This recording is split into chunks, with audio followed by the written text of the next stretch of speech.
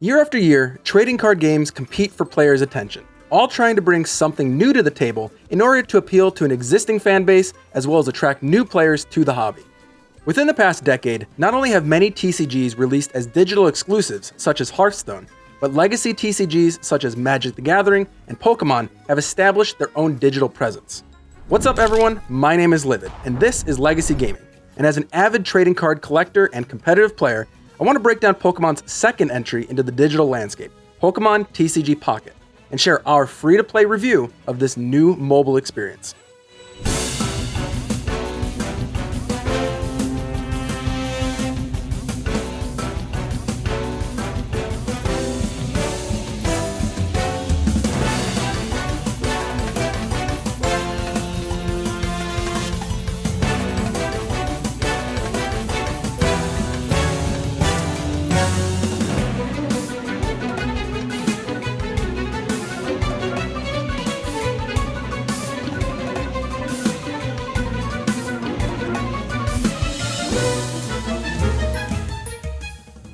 When I was 8, I opened my first pack of Pokemon cards. I still remember pulling my first Charizard out of the pack from those giant bins at Toys R Us. That then turned into getting my first booster box, and subsequently evolved into me visiting my local card shop almost daily after school for events and tournaments. Even now in my 30s, I'm still an active collector, and I dabble in competitive play from time to time, and it's something that I do hope to share with my kids in the future.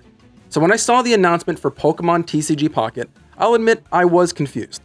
Pokemon already operates a digital platform called Pokemon Trading Card Game Live, a place where you can enter in code cards from the real-life packs that you open and grow a digital collection. That space is hyper-focused on the ever-changing competitive play landscape. After going hands-on with Pokemon TCG Pocket for several weeks ahead of its global release, all completely free to play, that initial confusion is gone. This mobile version of Pokemon is less about the competitive aspect of the Pokemon TCG, and more about collecting the beautiful cards players have all come to love.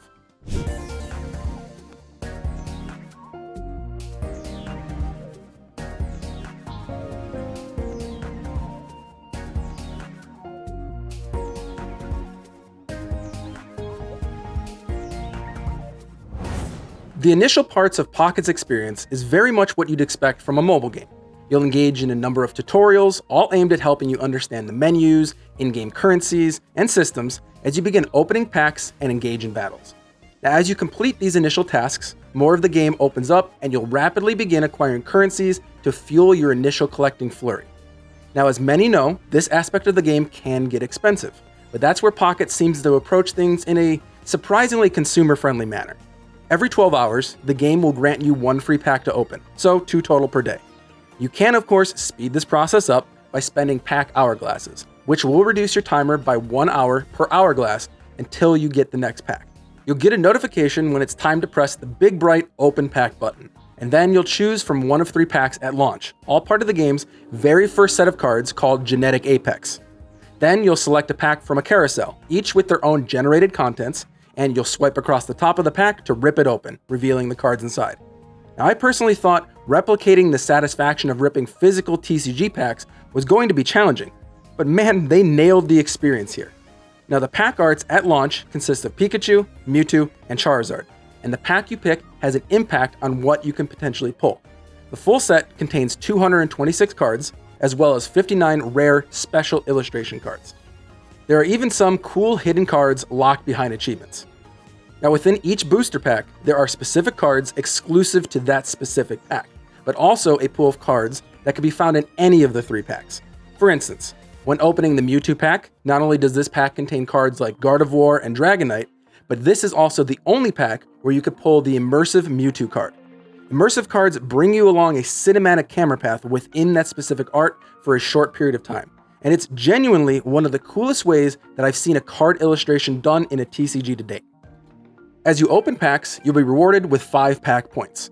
Now, these are exclusive to that set and can be used in exchange for any specific card in that set depending on the point cost. Now, say you've been opening Mewtwo packs, trying to build a Gardevoir Mewtwo deck, but you just can't seem to pull that last Gardevoir. You could keep opening packs, or you could spend 150 of your pack points to immediately craft a copy. On the other hand, If you're not focused on battles, but instead on collecting, you can save these resources long term and try to craft the gold crown rarity cards of the set for 2,500 points each. It all depends on your goals within the game, but it's great that the system exists. Also, check this out. As random players and friends open packs, their most recently opened pack will make its way into a system called Wonder Pick. You'll be able to select from this list of open packs and select a card at random. Now, depending on the rarity of the cards within the packs, the Wonder Stamina cost required to attempt this will increase. You regenerate this resource over the course of a few days or by spending Wonder Hourglasses to speed up this process. Over the course of just 2 weeks of being free to play, I'm pretty happy to report that I've already opened a solid 80 packs of cards and pulled a decent amount of major hits. I've pulled both the Pikachu and Mewtwo immersive cards, 2 full card arts, 8 illustration cards, and 9 EX cards. Now I'd say this is on the luckier side of things because remember, things are largely based on RNG. I've seen free-to-play accounts with an absurd amount of hits, but an equal number of accounts that have barely hit anything. The good news is you can very easily delete your save data and re-roll your account, which is honestly your best bet when first starting the game to try and give yourself the best possible start. Now I personally didn't re-roll my main account, but I did experiment on an alternate account and really experienced the difference in luck firsthand. Between pack cooldowns and Wonder Stamina, that's going to keep players logging in daily, but there's surprisingly more under the hood. For collectors, Pocket has a lot of options to show off your collection. You have access to both display boards, almost like encased cards that you put on a shelf, and binders, whole groupings of cards that you can curate how you see fit. All of these things can be displayed on your profile, along with emblems from completing challenges and trophies to signify your collecting chops. For the player, there's a whole host of cosmetics to earn, such as card sleeves, coins, and playmats, which you can purchase with tokens you get by consuming higher rarity cards. There's also a system in the game called Shine Dust, a currency you build up by converting duplicate cards, which you can then spend to activate custom secondary animations on cards to really flex your deck. All of this then leads you to the battle system against both AI and player opponents, and that all begins with deck building. Decks in Pocket are much smaller, capping out at just 20 cards. Now I should point out that exhausting your deck isn't a losing condition in Pocket. This forces decks to be more streamlined and synergy focused in order to be effective. One energy is also automatically generated each turn, and in multi-energy type decks, they take turns rotating, eliminating the need for energy cards in decks entirely. If you're a veteran of the actual TCG game, Pocket is essentially a super casual, simplified version of that game. Instead of having you take 6 prize cards over the course of a battle, Pocket rolls with a 3-point system. Every time you knock out one of your opponent's basic Pokemon, you gain a point. If you knock out an EX Pokemon, much stronger versions of some of the base cards, you gain 2 points. The first player to take 3 points wins. Now, cards across the board are also much simpler than their TCG counterparts. Attacks, Poke abilities, and even trainer cards have reduced effects, but don't mistake simplified for weak. There are some truly potent deck combinations already rising in competitive ranks, with new deck ideas popping up pretty much every day. Matches are also capped at 20 minutes, and while I've never come close to that, match length does vary. I've had some matches where myself or an opponent wins in just 2 to 3 turns, while in other matches, we slog it out trying to preserve our teams long enough to gain the upper edge and close out a match. You wouldn't expect that range in a more casual game, but it certainly does exist, and I'm thankful for that. If you're not confident in your deck building abilities, you can try and cobble something together, or let the game build one for you based on your available cards. This is not going to win you every match, but it will get you off and running quickly. When it comes to progression in Pocket, this is where the paid versus free routes really begin to reveal something about the game. Every time your account levels up, you earn a host of consumable rewards, one of them being 12 pack hourglasses, which equates to a free pack.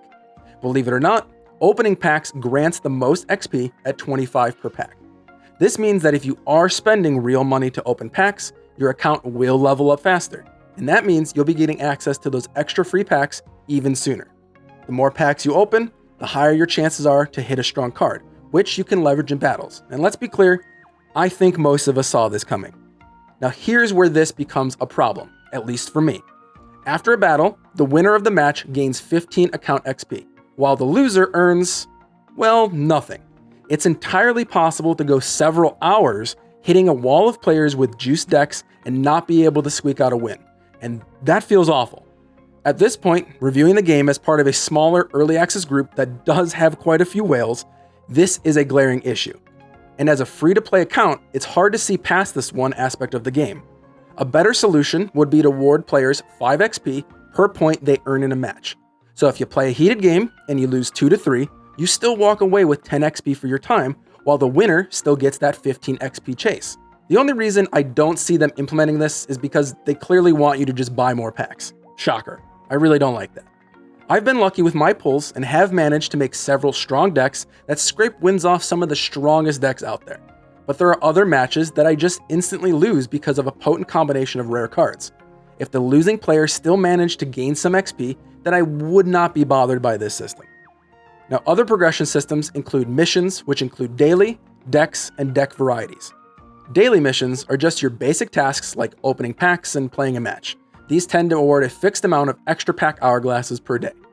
Dex missions are exclusive to each set of cards, and they award you emblem tickets based on your ability to fill out your collection and themed collections. These are generally longer term missions, dependent on if you spend money or not. Deck missions award you rental decks that you can use in AI and PvP battles once you acquire the highlight card for that deck. Additionally, you get that deck as a pre-constructed recipe once you acquire all the cards in that deck, which is helpful for casual players. Finally, at the end of matches, or when you engage with a Wonder Pick, you can thank the person on the other end, granting their account a shop ticket. 5 shop tickets can be earned on your account per day, and they allow you to purchase a limited amount of extra hourglasses per month, special covers for your binders, and special promo cards, a lot of which are actually really powerful. Now, this is a great aspect of the game that rewards good-spirited players, but let's not be blinded by good sportsmanship and look at the actual monetization system in place within the game. First up, let's talk about Pokegold. Every time your account levels up, you gain 1 for free, with 1 Pokegold equating to 2 pack hourglasses. And you have exactly what you'd expect here. Small amounts, all the way up to massive bundles, but of course here, the purchasing system is predatory. For $1, you get 5 Pokegold, which isn't enough to purchase 1 pack. This trend increases in increments where you'll always be a little short of the next pack. Now, I personally hate when companies do this, and Pocket seems to be no different than other mobile games here in this space. There is also a spending limit of 720 Pokegold per day. Then there is the Premium Pass, and honestly, this one doesn't seem nearly as bad, all things considered. For $10 a month, you get a second pack timer that grants you an additional pack per day. So over the course of a month, that's 30 to 31 additional packs. That same amount spent on Pokegold would get you just below 5 packs. Additionally, you'll gain access to premium missions, which can reward you with more pack hourglasses, shine dust, and even access to exclusive promo cards. What I do like is that the first-time subscribers to this premium pass can use it at no cost for 2 weeks and cancel 24 hours before the end of the trial if they don't want to pay anything. It's strange. One end of the shop is your standard predatory mobile game, while this side seems to be a bit more consumer-friendly. Now, considering everything, I actually think the foundation of Pokemon TCG Pocket is solid, and the team could take this well into the future. Are there things we dislike? Absolutely.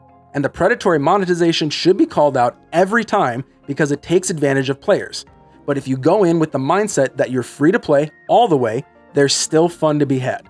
The collecting aspect is nostalgic, the battles are snappy and deceptively complex, and once the trading feature comes online, collecting will be even easier with your friends.